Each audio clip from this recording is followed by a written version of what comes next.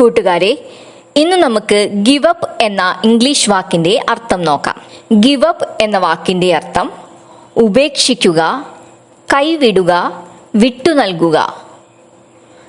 ഇനി ഇതിനൊരു ഉദാഹരണം പറയുകയാണെങ്കിൽ, don't give up on your dreams. ഇതിന്റെ അർത്ഥം നിന്റെ സ്വപ്നങ്ങളെ ഉപേക്ഷിക്കരുത്. ഇനി മറ്റൊരു ഉദാഹരണം പറയുകയാണെങ്കിൽ, he decided to give up smoking.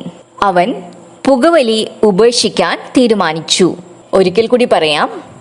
Give up എന്ന വാക്കിന്റെ അർത്ഥം ഉപേക്ഷിക്കുക, കൈവിടുക, വിട്ടു നൽകുക.